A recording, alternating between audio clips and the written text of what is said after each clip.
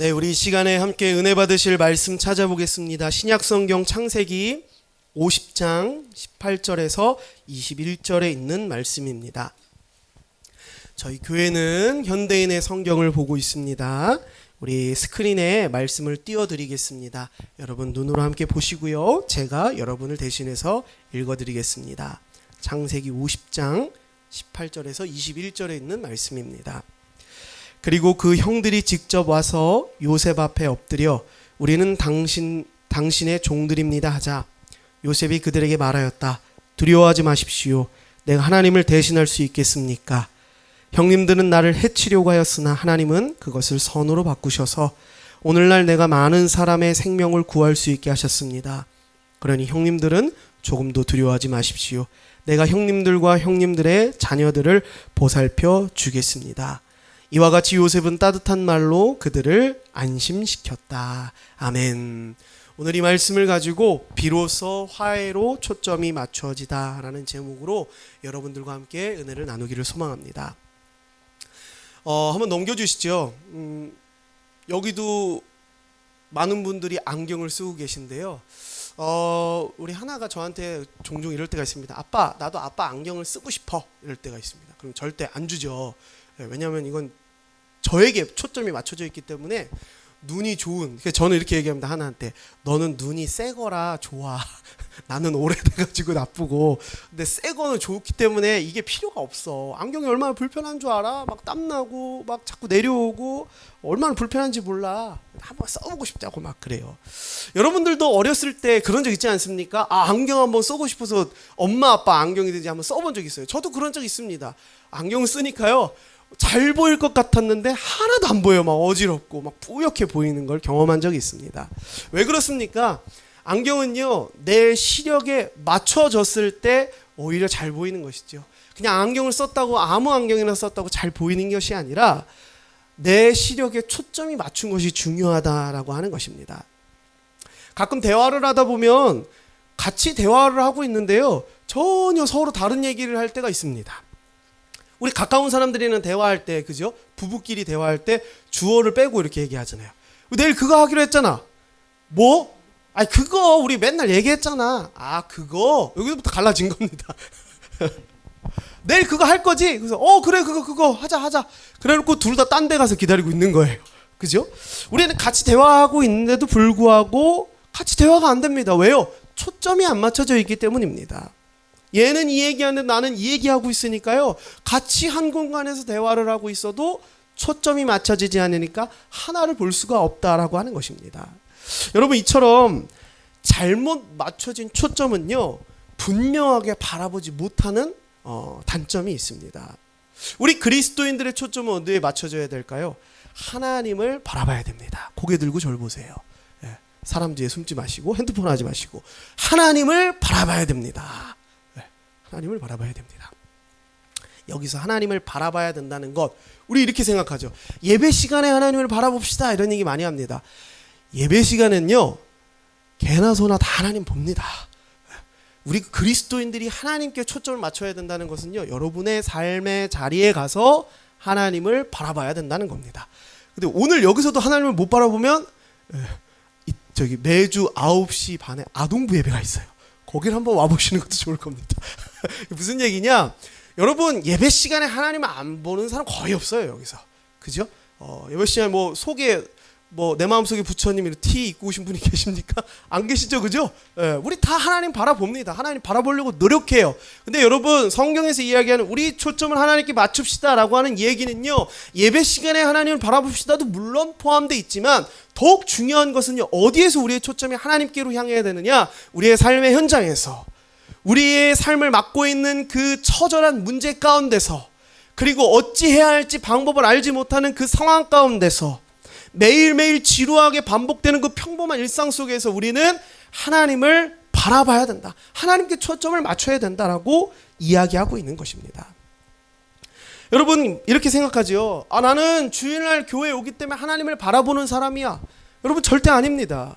여러분, 주일날 교회에 나와서 예배를 출석한다고 그 사람 절대 안 변합니다. 종교인은 될 수 있겠죠. 종교 생활은 할 수 있습니다. 하지만 생명으로 인한 변화는 결코 일어날 수 없습니다. 왜요? 그리스도께서 내 생활의 중심이 되시지 않았기 때문에요. 예수님을 닮아가는 본질의 회복이 일어나지 않았기 때문에 주일날 예배에 참석하는 것만으로 나는 인생의 초점이 하나님께 맞춰져 있습니다. 나 정도는 꽤 괜찮지 않을까요? 나 정도는 그래도 세상에 타락한 사람들보다는 나 정도는 그래도 그리스도인의 축에 낄 수 있지 않을까요? 아니라고 하는 것입니다. 여러분, 하나님을 바라본다, 하나님께 초점을 맞춘다는 것은요, 여러분의 일상생활 속에서 하나님을 바라보는 것입니다. 문제보다 더 큰 하나님을 바라보는 거예요. 안 되고 지질이 볶는 그 쥐어터지는 현장 속에서 우리는 나를 누가 때렸나, 누구의 잘못인가를 보는 것이 아니라 하나님을 신실하게 바라보는 것이 바로 성경에서 이야기하는 것이다라는 것입니다. 그리고 그럴 때 우리는요, 신실하신 예수 그리스도를 닮아갈 것입니다. 우리 안에 본질이 회복되어질 것이고요, 살아나게 되어질 것입니다. 그때 어떤 일이 변하느냐? 누구도 할 수 없는 사람이 변화되는 일들이 예수 그리스도 안에서 일어난다라고 하는 것입니다. 여러분, 남편이 부인 말로 변합니까? 부인 말로 변하나요? 그러면 남편도 아내가 내가 말하면 변합니까? 조금 한 며칠은 변하는 것 같죠, 그죠? 근데 본질적으로는 안 변해요.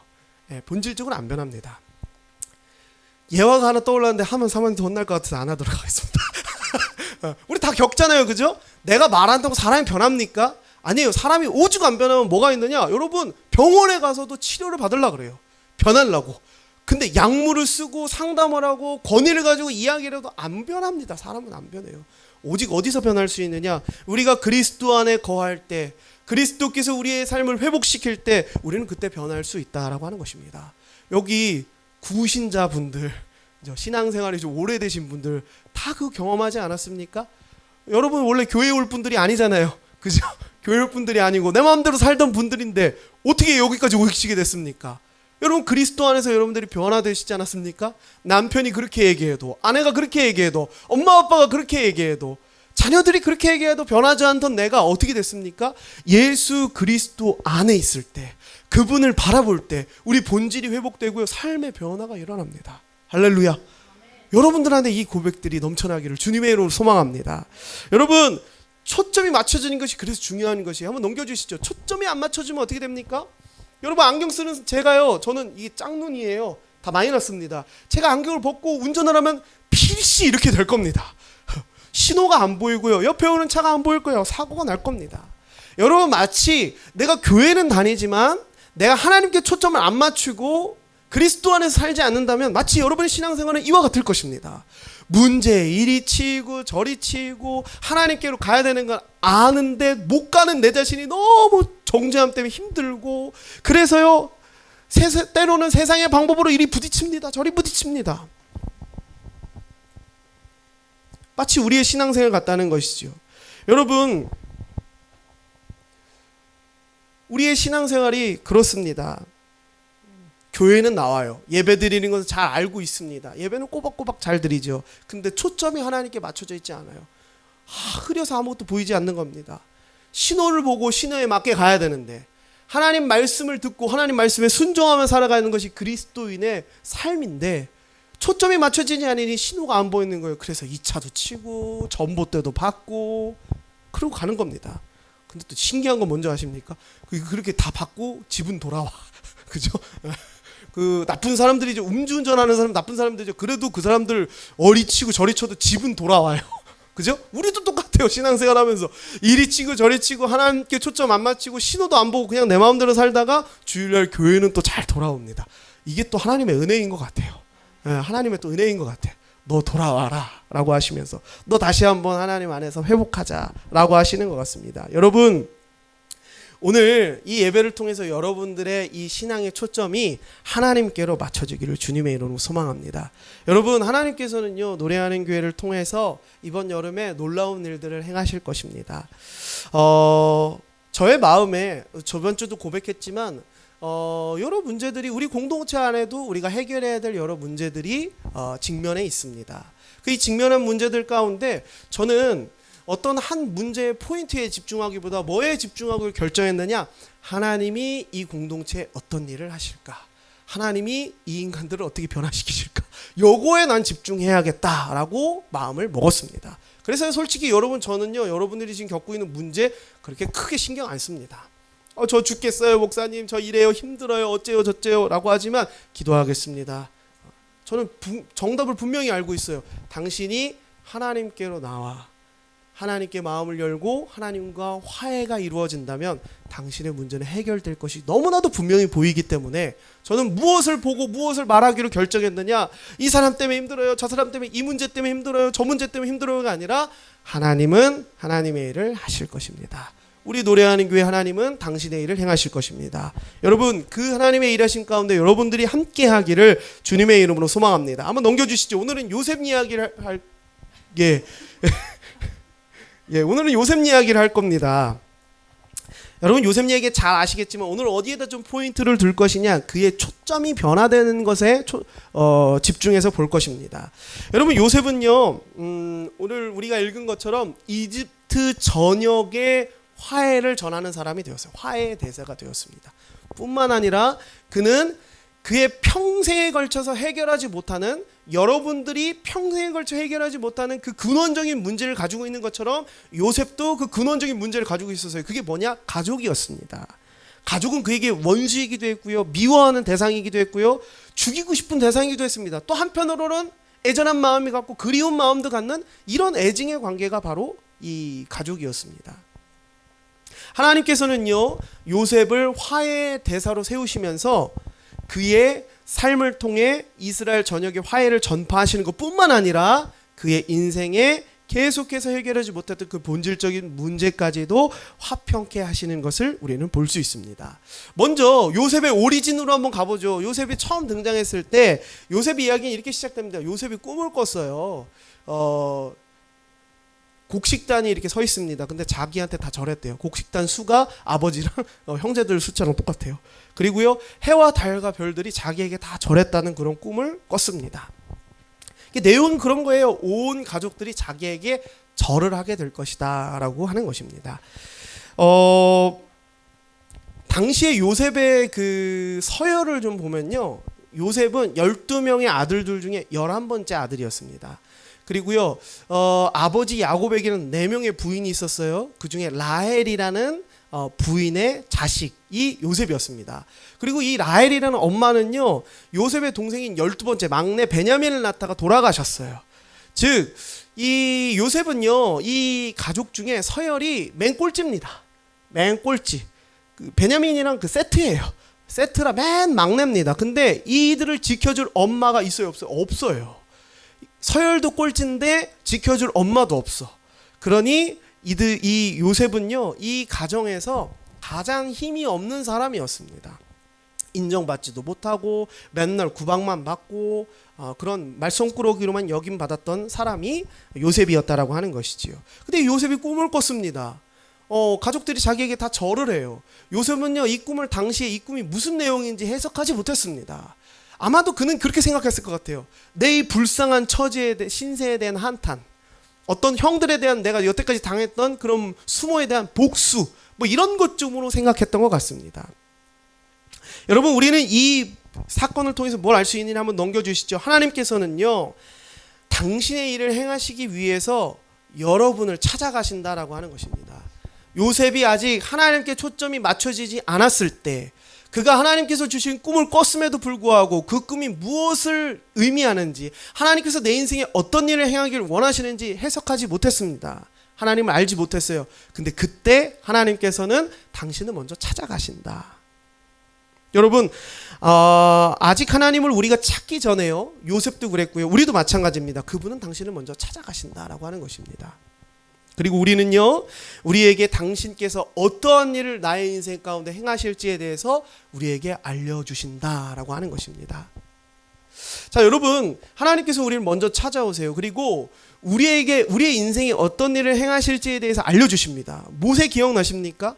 떨기나무에서 먼저 찾아오세요. 그는 실패자였고 도망자였고 살인자였습니다. 그런 그에게 하나님께서 떨기나무 불꽃으로 찾아오십니다. 모세야 모세야 라고 하면서 네 신을 벗어라. 그래서 무슨 말씀을 하시냐? 내가 너를 통하여서 이스라엘 백성들을 이집트에서 탈출시켜 젖과 꿀이 흐르는 약속의 땅 가나안 땅으로 인도할 것이다. 내가 너의 인생을 통해서 어떤 일을 할 것인지 그에게 알려주십니다. 오늘 요셉도 마찬가지예요. 요셉이 하나님을 알기 전에, 초점이 맞춰지기 전에, 무슨 꿈인지 알지 못할 때 하나님 먼저 찾아가십니다. 그리고 그에게 내가 너를 통해서 어떤 일을 할 건지, 너를 화해의 대사로 세울 것이다 라고 하는 말씀을 우리에게 하신다는 것이죠. 근데 문제는 뭐냐? 하나님께서 우리에게 먼저 찾아오셔서 내가 너의 인생에 이런 일을 할 거야 라고 했을 때 누구세요? 이렇게 하면 이제 요셉의 스토리를 우리는 따라간다. 근데 우리가 하나님의 뜻을 구하고 하나님을 찾고 하나님을 갈망하고 있을 때 하나님께서 우리를 찾아오셔서 내가 너의 인생에 이런 일을 할 것이다 라고 말씀하실 때 아멘, 주님, 나는 주님 부르신 그곳으로 가겠습니다 라고 한다면 우리는 노예 생활 패스, 감옥 생활 패스, 그리고 화해 대서로 직행으로 갈 수 있다는 것이죠. 물론 하나님께서는 그 모든 과정들을 필요에 따라 우리에게 허락하시지만 중요한 것은 이것입니다. 요셉은 그때 하나님께 초점을 맞추지 못했고요.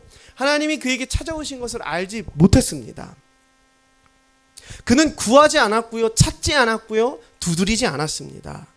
그래서요, 하나님께서 먼저 찾아오셨고요. 그의 인생에 이런 놀라운 일들을 행하실 것이라고 말씀하셨음에도 불구하고 눈치채지 못했죠.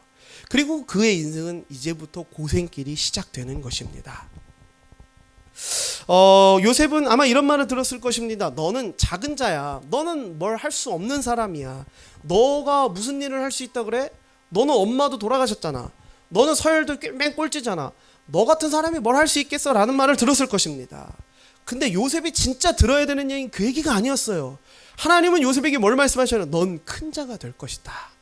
모든 사람들이 너에게 절을 할 것이다. 넌 큰 자야 라고 말씀하셨습니다. 우리는 어떤 이야기를 들어야 될까요? 대개는 우리는 넌 작아, 넌 못해, 너가 뭘 할 수 있겠어 라는 얘기가 우리에겐 더 크게 들리죠. 하지만 여러분, 하나님께 초점을 맞춘다는 것은 여러분 앞에 직면한 커다란 산과 같은 그 문제에 집중하는 것이 아니라 하나님께서 내 인생에 찾아오신 것, 그리고 그분께서 우리 인생에 어떤 일을 하실지 우리에게 알려주시는 이 하나님의 음성에 귀를 기울이는 것이 바로 우리가 나아가야 될 방향이다라고 하는 것입니다. 한 번 더 넘겨주시죠. 요셉이 이제 초점을 조정하는 단계에 들어섭니다. 그는요, 형들의 질투와 시기로 인해서요, 노예상에게 팔립니다. 그리고 노예상에 쭉 데려가다가 누구에게 팔았느냐? 이집트 왕의 경호대장인 보디발 장군의 집에 팔아버렸습니다. 이게 어떤 상황이 된 겁니까? 하나님이 주신 꿈 때문에 지금 이런 목숨의 위협까지 지금 생겼습니다. 큰 문제가 생겼죠. 우리도요, 그럴 때 있지 않습니까? 하나님 믿는 것 때문에 불이익을 당할 때가 있어요. 그죠? 큰 문제가 생길 때가 있습니다.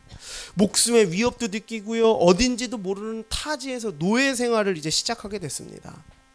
여러분들이라면 어떻게 하겠습니까? 내가 하나님을 믿는 것 때문에 내 인생에 불이익이 따른다라면 도망가실 분들이 많으신가? 계실 분들이 많으신가? 아마도 도망치시는 분들도 있을 수도 있을 것입니다. 여러분, 근데 요셉을 한번 바라보십시오. 요셉은요, 이 포인트에서 아까 전까지만 하더라도 요셉은 필시 도망갈 사람이었는데 요셉이요, 도망가지 않습니다. 그리고 요셉은 여기에서 반전을 일으킵니다. 어떤 반전이냐면요, 그는 그가 처한 가혹한 현실을 바라보지 않기로 결정했습니다. 하나님 믿어서 이렇게 됐다고 신사한탄하지 않기로 결정했습니다. 하나님 진작에 버리고 하나님 대체할 만한 걸 찾지 않았어요. 그리고 그곳에서 뭘 했냐면요, 하나님과 친밀한 관계를 맺었다라고 하는 것입니다. 여러분, 저는 이 대목이 우리 교회 성도님들에게 굉장히 필요한 대목이라고 생각합니다.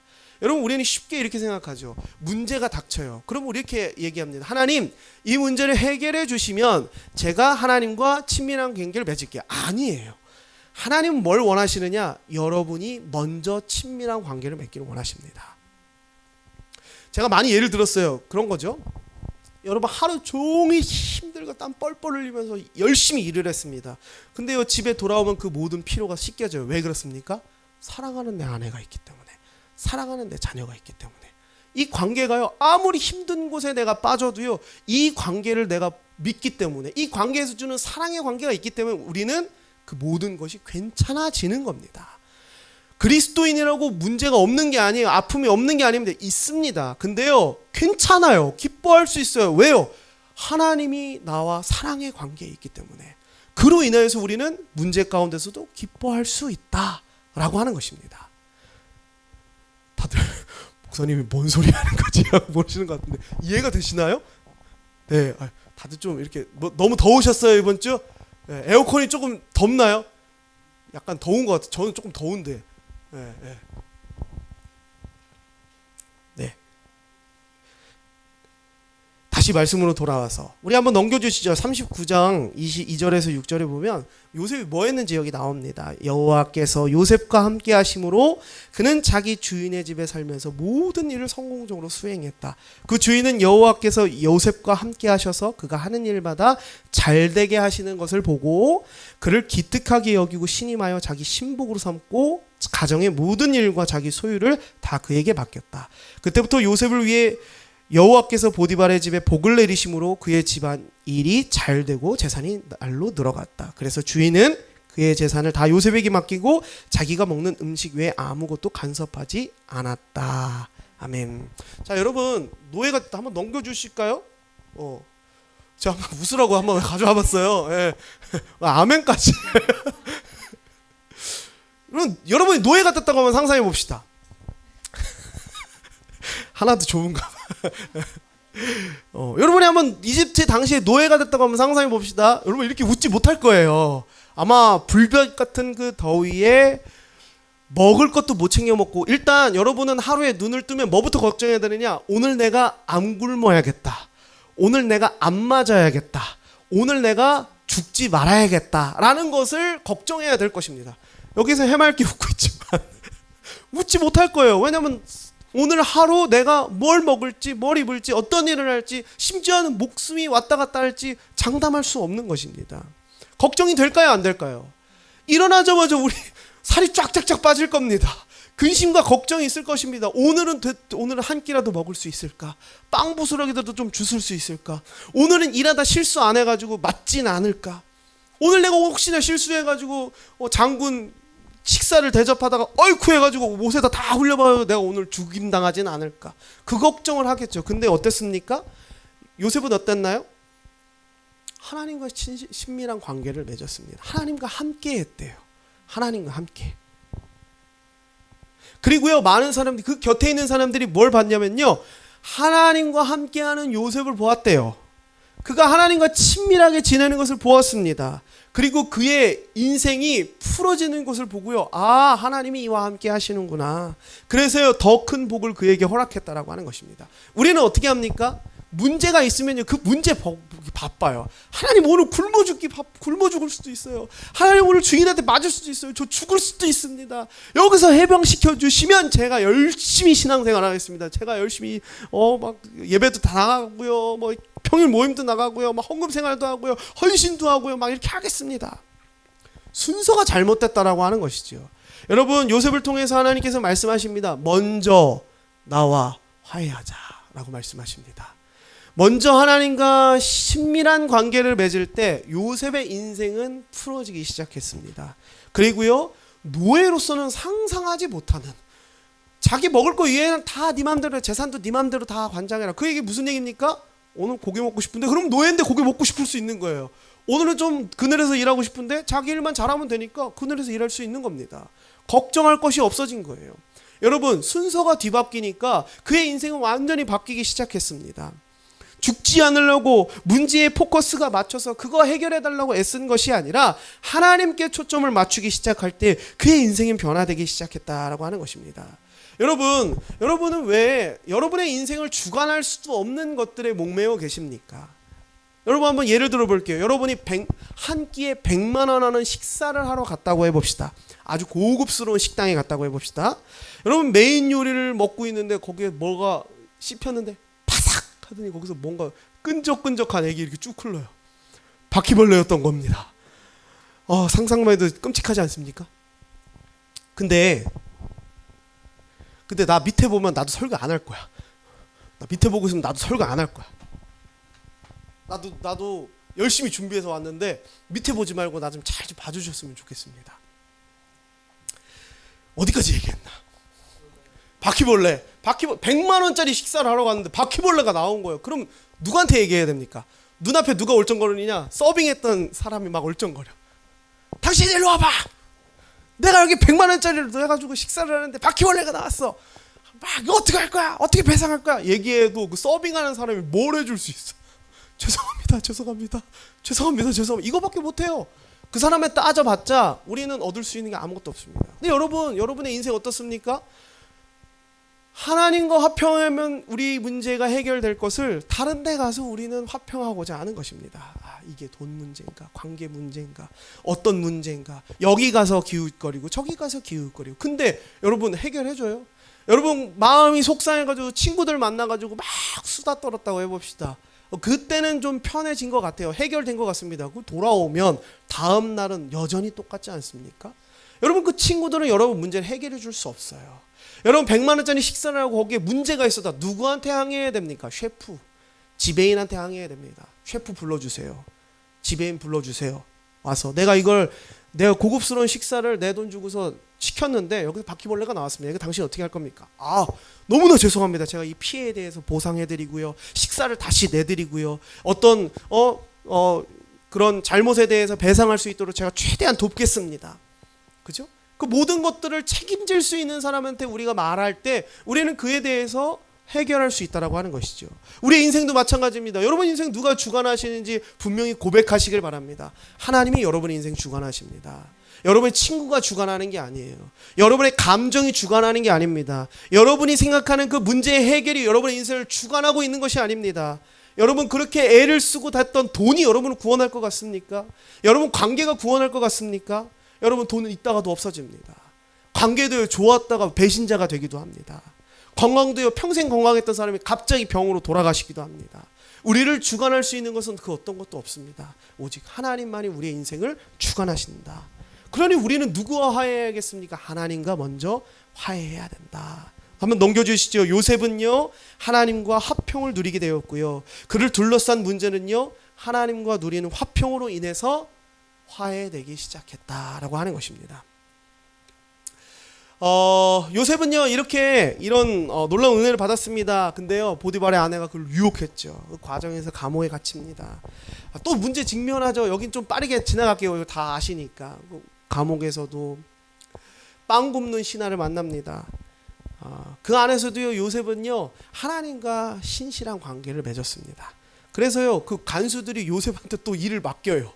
감옥 가면 우리는 또 어떻게 살지, 언제 나가지 이거 걱정할 텐데 요셉은 그 안에서도 하나님과 친밀한 관계를 맺었습니다. 그랬더니 어떻게 됩니까? 감옥 안에서도 간수들과 친해지고 거기에 위임하는 일들이 일어나죠. 거기서 누굴 만났냐면요 빵을 굽는 신하를 만났습니다. 왕의 식사를 관장하는 사람이죠. 근데 이 사람이 꿈을 꿉니다. 그리고 이 꿈을 해석해줘요. 그리고요 나아가가지고요 이 빵 굽는 신하가요 왕이 꾼 꿈에 대해서 해석할 사람을 요셉을 추천해 줍니다. 그리고 바로 왕의 꿈도 요셉이 해석해 주죠. 자 여러분 여기서 우리는 뭘 봐야 되느냐? 요셉의 오리진을 봅시다. 요셉은 꿈을 해석할 줄 모르는 사람이었어요. 자기의 꿈도 남 꿈이 아니라 자기의 꿈도 이게 뭔지에 대해서 알지 못하는 사람이었습니다. 근데 보디발 장군의 집과 그 감옥에서 무슨 사건이 일어났느냐? 요셉의 초점이 하나님께로 맞춰지기 시작했다. 그리고요 그 다음에 어떻게 됐습니까? 그는 하나님이 주신 꿈을 해석할 수 있는 사람이 되었습니다. 한번 넘겨주시죠. 창세기 40장 7절 8절 15절 16절에 이렇게 얘기합니다. 그래서 요셉이 그들에게 물었다. 오늘은 어째서 그처럼 수심이 잠겨 있습니까? 빵 굽는 신하에게 말한 거죠.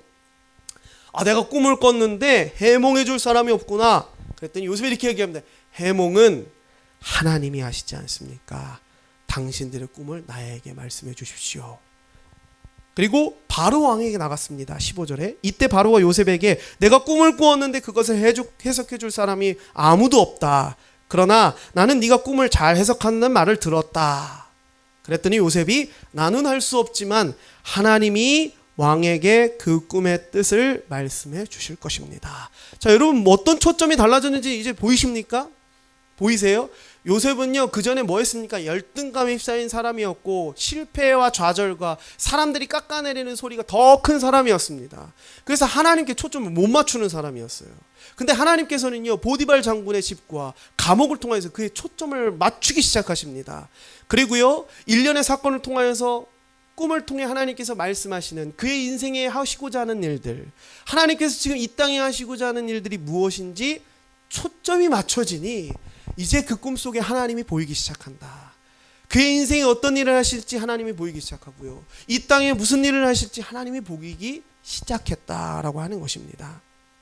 한 번 더 넘겨주시면, 한 사람의 개인의 인생과 이 나라 가운데 하나님께서 어떤 일을 하길 원하시는지 비로소 초점이 맞춰지니 바라볼 수 있게 되었다라고 하는 것입니다. 우리 뒤의 내용들은 너무나 잘 알기 때문에 바로 왕에게 주신 꿈은요 뭘 의미하는 것이었습니까? 7년의 풍년과 뒤이어 찾아올 7년의 흉년. 그래서요 이 요셉을 통해서 그것을 지혜롭게 대처하죠. 7년의 흉년 동안 우리가 추수했던 그 곡식들을 다 저장해 놓고 흉년 때 이것을 풀어서 그 저녁이 살 수 있도록 하신 것입니다. 여러분 이 일로요 바로 왕은요 요셉을 그 나라의 총리로 세웁니다. 근데 여러분 한번 생각해 보세요. 우리나라 뭐 국무총리나 이런 사람을 일본인을 그 자리에다 세웠다. 그렇다면 여러분 느낌이 어떠실 것 같습니까? 굉장히 꺼림직하죠. 그 사람 외모도 우리랑 좀 달라, 말투도 달라, 그죠? 그리고 억양도 다르고 생김새도 다르고 냄새도 다르고 모든 것이 다 다릅니다. 우리는요 일단 나랑 다르면 경계하고 보죠, 그죠? 그 세계 최강의 제국이었던 이집트라는 나라에 총리가 된다라고 하는 것은 엄청난 일입니다. 그 신하들이 이것에 대해서 축하합니다 이렇게 반겼을까요? 아니요, 다 이렇게 받겠죠. 근데요 참 놀라운 일이 일어납니다. 이건 불가능한 일이고 말이 안 되는 일이에요. 나와 다른 히브리인이 이집트라는 나라의 총리가 된다는 건 불가능한 얘기입니다. 근데 성경은 이렇게 얘기합니다. 한번 넘겨주시죠. 바로와 그의 모든 신하들은 요셉의 제안을 좋게 여겼다. 그리고 바로는 신하들에게 이렇게 얘기합니다.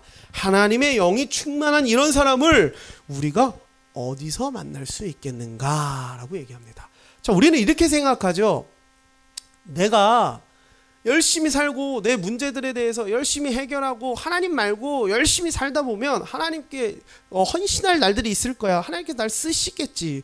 여러분 순서가 잘못됐습니다. 우리는 먼저 하나님께 나아가야 될 것입니다. 하나님과 화목하십시오. 그러면요 세상에서 여러분들을 사용하게 될 것입니다. 요셉도 그랬습니다.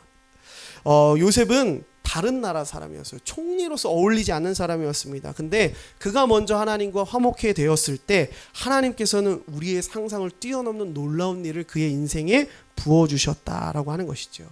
여러분의 인생이 어려우십니까? 그럼 그 문제를 해결하기에 막 급급한 것이 아니라 먼저 하나님 앞으로 나아가십시오.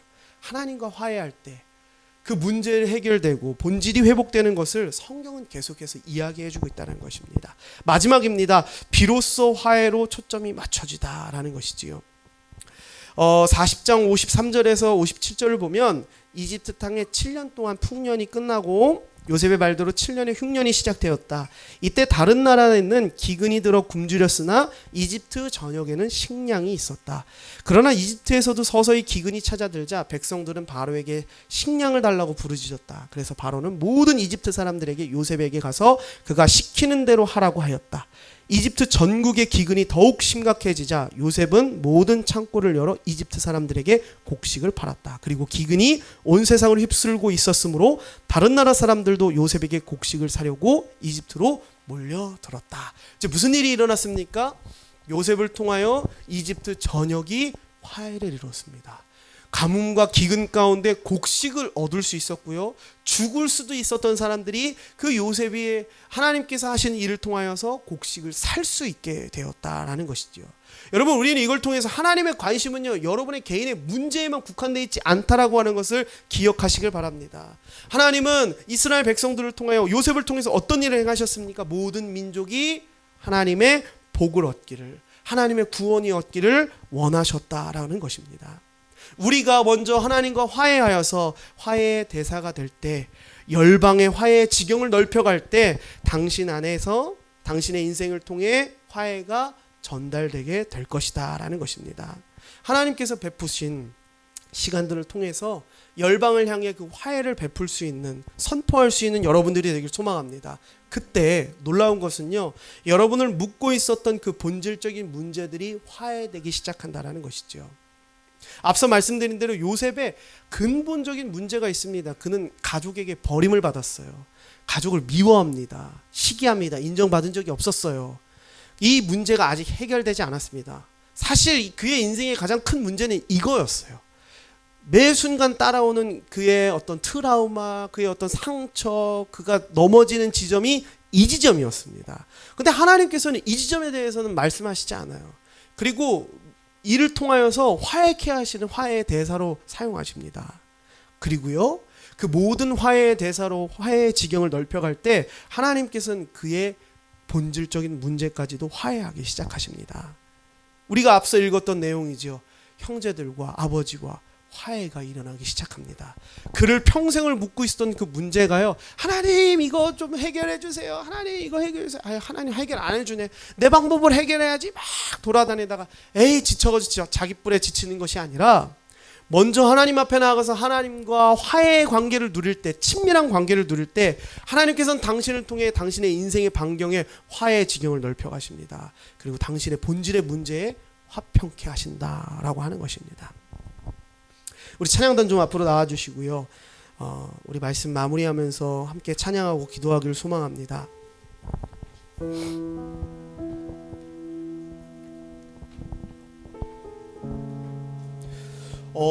저도 문제가 굉장히 크게 보여요. 저도 문제가 크게 보입니다. 우리 공동체 안에 문제가 굉장히 크게 보입니다. 한 사람 한 사람이 믿음에서 실족하고 하나님을 거부하고 이런 일들에 대해서 굉장히 크게 보이고요. 사실은 스트레스까지 받습니다. 근데요, 이 말씀을 통하여서 준비하면서 하나님이 화해라는 이 주제를 왜 우리에게 허락하셨을까? 그리고 요셉이라는 이 인물을 통하여서 그가 하나님께 초점을 맞춰가는 과정에서 그의 인생에 곧바로 해결을 주신 것이 아니라 그가 먼저 화해의 대사가 하시고 되게 하시고 그리고 그의 인생에 화해케 하신 것, 그것을 바라보면서 내가 지금 바라봐야 될 것이 무엇인지 분명하게 보게 하는 것 같습니다. 여러분, 노래하는 교회 하나님께서 분명히 일하고 계십니다. 예배를 통해서요, 매 순간 하나님의 손길을 경험하는 분들이 계십니다. 그들의 생각과 마음이 변화되어서요, 하나님께 헌신하겠다고 고백하는 이들이 예배 때마다 일어나고 있습니다. 근데 우리는 뭘 쉽게 바라보느냐? 낙심하고 실족하고 불평과 불만을 얘기하는 사람들에게 더 우리는 시선이 많이 가죠. 여러분, 그렇다고 그들을 다 놓자는 것이 아니지만 여러분, 지금 우리가 봐야 할 것은 하나님의 일하심입니다. 여러분, 저도 하나님의 일하심을 보기로 결정했습니다. 여러분들도 함께 하나님의 일하심을 보시기로 결정했으면 좋겠습니다. 저는 이 일련의 모든 일들을 통해서 하나님께서 이번 수련회를 통해 우리 공동체를 새롭게 세워가시겠구나 라고 하는 것을 다시 한번 경험합니다. 여러분, 분명히 말씀드리지만 이번 수련회 때 하나님 여러분 만나 주실 것입니다. 여러분, 예배 회복이 필요한 분들 회복해 하실 것입니다. 하나님과 친밀한 관계가 필요한 분들 하나님께서 그곳에서 일하여 주실 것입니다. 그 과정 가운데 여러분들 흔들리지 마십시오. 하나님을 신뢰하십시오. 그리고 하나님이 하실 일들을 바라보시기를 소망합니다. 여러분들이 노래하는 교회에 참석하시는 분들이 아니라 교회가 되어주시기를 소망합니다. 제가 여러분들 저희 교회 처음 왔을 때 이렇게 얘기했습니다. 저희 교회는 예배만 오는 분들은 필요하지 않습니다. 다른 교회로 가십시오. 저희 교회는 누가 필요하느냐? 함께 교회를 세울 분들이 필요합니다. 저는 여러분들이 노래하는 교회의 참석자가 아니라 교회가 되시길 소망하고요, 노래하는 교회의 정신을 이어받으시는 여러분들이 되시길 소망합니다. 여러분, 여기 계신 모든 분들이 8년 동안 실패한 이곳에서 하나님과 친밀한 관계를 붙잡겠다고 애썼던 우리의 가정이 회복되고 우리의 교회가 회복된 이야기를 통해서 이곳에 오시지 않았습니까? 그래서요, 이제 뭘 어떻게 하시겠습니까? 여러분, 저희 가정과 저희 교회 이야기를 씹고 뜯기고 즐기고 유의하고 희롱하시고 그냥 가실 것입니까? 여러분, 저는 여러분들이 이 정신을 이어받으시길 소망합니다. 여러분, 노래하는 교회는요, 하나님 앞에서 화목해 하기로 작정했던 우리 가정의 헌신이 있었습니다. 여러분들이 이 자리에 온 것이 저에게는 그냥 흘러가는 일로 보여지지 않는 것은 하나님과 화목했을 때 하나님이 우리를 회복시켜 주신 것을 두 눈으로 보았기 때문입니다. 여러분, 이 자리에 참석자가 아니라 교회가 되십시오. 이 정신을 이어받으십시오. 노래하는 교회가 따뜻하십니까? 편안하십니까? 은혜를 경험하십니까? 그렇다면 당신도 그 화해의 손길을 붙잡으시길 소망합니다. 당신을 통해서 화평의 은혜가 흘러가게 될 것입니다. 그때 하나님은 당신의 눈물을 닦아주실 것이고 당신의 삶의 근본적인 문제에 대해서 화평을 허락하시게 될 것입니다. 우리 이 시간 함께